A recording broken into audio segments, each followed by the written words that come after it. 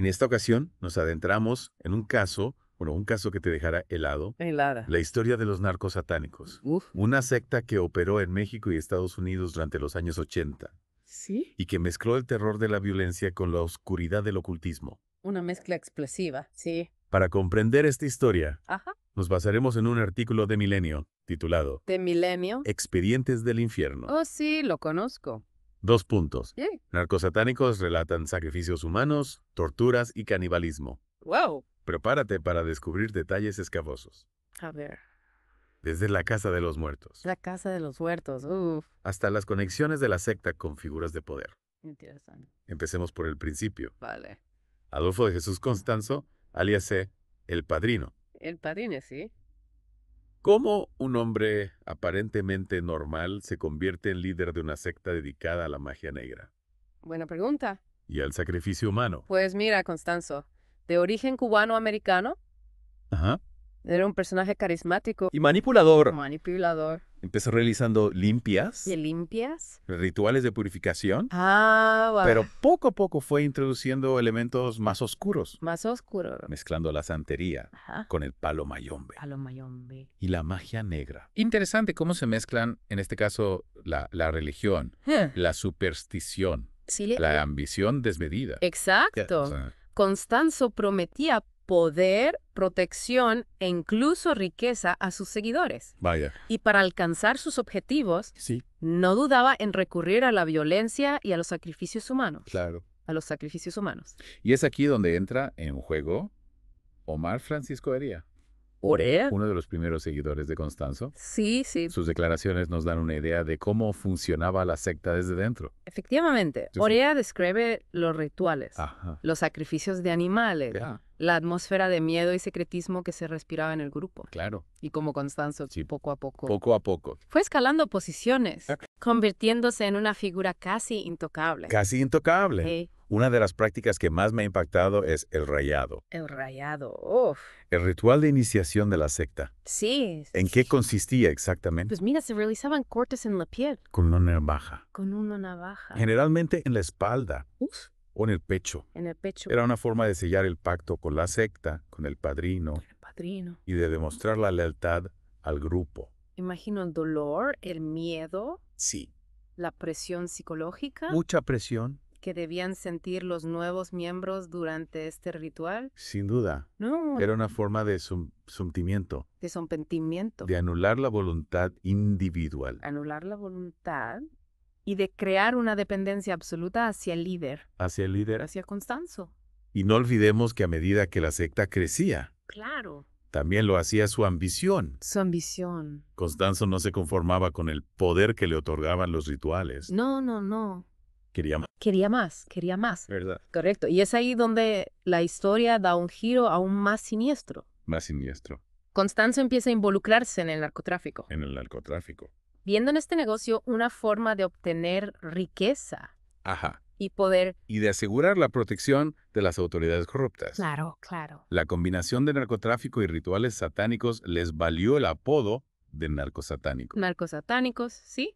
Un nombre que sembraba el terror en la sociedad. Así es. Y en este punto es importante hablar de la figura de Sara Aldrete, Sara Aldrete, la madrina, madrina. una joven mexicoamericana que se vio arrastrada a la espiral de violencia de la secta. ¿Cómo una joven aparentemente normal termina involucrada en un grupo como este? Es una pregunta que nos hacemos todos. ¿Qué la llevó a convertirse en la madrina de los narcosatánicos? Pues Sara Aldrete era una estudiante universitaria Ajá. con una vida aparentemente normal. Aparentemente normal. Conoció a Constanzo a través de un amigo en común y quedó fascinada por su carisma y sus promesas de poder. Podríamos decir que Constanzo buscaba personas vulnerables, Es posible. con necesidad de afecto o de reconocimiento. Es probable, sí. No. En el caso de Sara, la iniciación en la secta fue un proceso gradual. Gradual. Empezó con pequeñas prácticas, lecturas de cartas, Pequeñas prácticas. rituales con animales, Rituales con animales. hasta que poco a poco a poco. se vio envuelta en un mundo del que ya no podía escapar. Un mundo de violencia, de misticismo, de terror. De terror. Sí, Y una vez dentro era muy difícil salir. efectivamente. Y es que lo que resulta especialmente escalofriante del caso Kilroy ¿Sí? son los detalles del ritual Los detalles. en el que fue asesinado. ¿Qué sabemos exactamente sobre este ritual? Los testimonios de los miembros de la secta son a la vez confusos y aterradores. Según las declaraciones de El Dubi, El Dubi, Álvaro de León, Álvaro de León. otro miembro de la secta, Ajá. Kilroy, fue torturado durante días antes de ser asesinado. Torturado durante días. Sí, ¿Y qué tipo de tortura? pues mira, le cortaron una oreja. Una oreja. Le clavaron un cuchillo en las piernas repetidamente En las piernas. para que se desangrara. Uf. E incluso le amputaron un dedo del pie. ¿Un dedo del pie? Torturas que no tenían un fin sádico, Y no. sino ritual. Sino ritual. Creían que la sangre y los órganos de sus víctimas les otorgaban poder y protección. Poder y protección. Exacto. Es que es increíble. Y lo más perturbador es que, según el relato de El Dubi, Sí.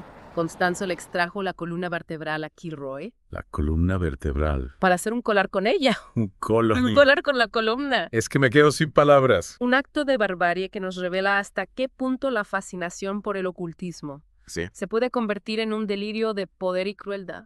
Totalmente. Es que la historia de los narcosatánicos nos obliga a confrontar la pregunta. Sí. ¿Qué lleva a un grupo de personas a cometer actos tan atroces en nombre de una creencia? Buena pregunta. ¿Es simplemente la ambición de poder? Puede ser. ¿O hay algo más profundo y oscuro en la psicología de estos individuos? Es una pregunta compleja que la psicología social ha intentado responder a lo largo de los años. A lo largo de los años. Diversas teorías apuntan a la influencia del líder, Del líder la necesidad de pertenencia a un grupo, a un grupo. la presión social La presión social. y la deshumanización de las víctimas como factores que pueden llevar a la violencia colectiva. Claro. En caso de los narcosatánicos, Sí. la figura de Constanzo es clave.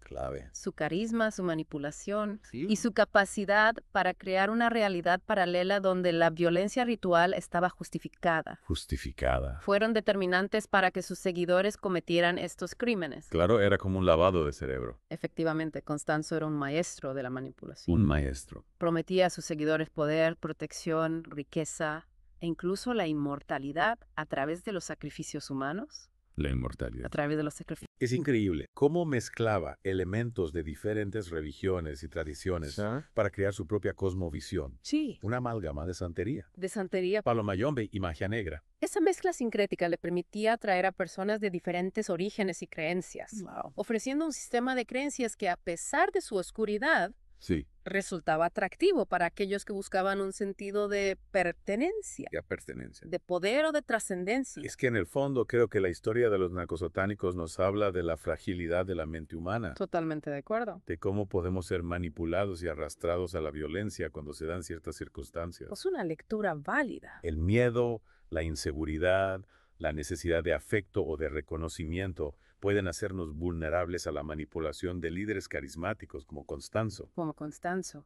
Y una vez dentro del grupo, la presión social, la culpa y el miedo a las represalias pueden impedirnos ver la realidad. Impedirnos ver la realidad. Y salir de ese círculo vicioso. Exacto. Y en el caso de los narcosatánicos, esa espiral de violencia Sí. solo pudo terminar con la intervención de las autoridades. Claro, hablemos del final de esta historia. Del final. La policía, tras el secuestro de Kilroy, intensificó la búsqueda de los narcosatánicos. Efectivamente, el caso Kilroy, por su repercusión mediática, Sí. obligó a las autoridades a actuar con contundencia. Contundencia. La presión de la opinión pública y del gobierno estadounidense era enorme. Claro. Y finalmente, el 5 de mayo de 1989, El 5 de mayo. la policía localiza a Constanzo y sus seguidores en un departamento de la colonia Cuauhtémoc en Ciudad de México. En la colonia Cuauhtémoc. Un final dramático que puso fin al reinado de terror de los Un narcosatánicos. final dramático. ¡Dramático! Cuéntanos qué ocurrió durante esa redada policial. Pues la policía irrumpió en el departamento. Irrumpió en el departamento. Y Constanzo, al verse acorralado, Corralado. entró en pánico. Entró en pánico. Empezó a quemar fajos de billetes. A quemar billetes. Disparó contra los agentes. Disparó. Y en un último acto de desesperación, De desesperación. ordenó a El Dubi que lo matara. Lo mataran y lo matara. El Dubi accedió a la petición de Constanzo.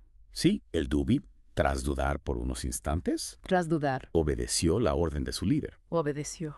y disparó contra Constanzo y su amante, Martín Quintana, Contra Martín Quintana, poniendo fin a la vida del padrino el padrino. y a sangrienta historia de los narcos satánicos. Un final trágico que, sin embargo, no logró callar las preguntas que aún hoy nos plantean este caso. Preguntas sobre la naturaleza del mal, la fragilidad de la moral La fragilidad de la moral. y la capacidad del ser humano para la violencia. Tras la muerte de Constanzo, sus seguidores fueron detenidos y juzgados. Sara Aldrete, la madrina, fue una de las figuras más controvertidas del caso. Sin duda su papel en la secta sigue siendo objeto de debate. Algunos la consideran una víctima más de la manipulación de Constanzo, mientras que otros la ven como una participante activa en los crímenes. Lo cierto es que Sara siempre ha mantenido su inocencia, asegurando que fue engañada por Constanzo y que desconocía la verdadera naturaleza de sus actividades. Su testimonio es complejo y contradictorio. Por un lado, describe a Constanzo como un hombre carismático y seductor que la cautivó con promesas de poder y protección. Claro. Pero por otro lado, admite haber presenciado algunos de los rituales y haber participado en la compra de animales para los sacrificios. Es complicado. ¿Cómo podemos entender la figura de Sara Aldrete? ¿Víctima o verdugo? Es una pregunta difícil de responder. Creo que la historia de Sara nos recuerda que la realidad no siempre es blanco o negro. Las personas pueden ser a la vez víctimas y victimarios, y sus motivaciones pueden ser complejas y difíciles de comprender.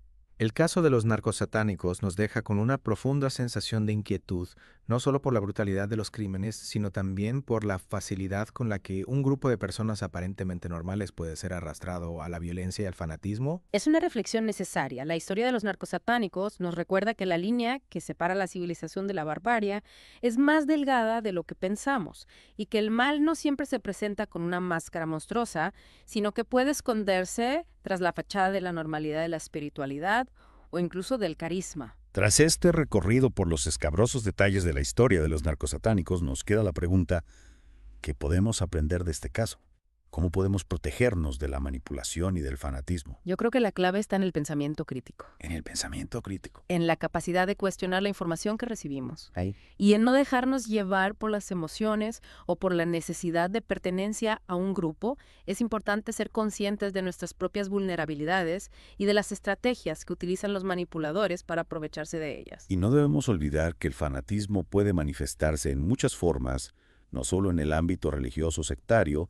También podemos encontrarlo en la política, en el deporte o en cualquier otro grupo donde se exalte la ideología por encima del individuo. Efectivamente, es importante ser conscientes de los peligros del fanatismo y de la necesidad de defender la libertad individual, la tolerancia y el respeto al diferente. En definitiva, la historia de los narcosatánicos nos deja con una serie de reflexiones sobre la naturaleza humana, el poder de la manipulación y la importancia de la crítica y el pensamiento racional. Un recordatorio de que el mal puede tomar muchas formas y que la lucha por la verdad y la justicia es una batalla que debemos librar cada día. Y con esta reflexión llegamos al final de nuestra inmersión en el oscuro mundo de los narcosatánicos. Esperamos que este viaje te haya hecho reflexionar sobre la complejidad de la mente humana y la importancia de mantener la mente abierta y crítica ante cualquier tipo de información. Recuerda, la información es poder y el conocimiento es la mejor arma para combatir la manipulación y el fanatismo. Gracias por acompañarnos en esta inmersión. Hasta la próxima.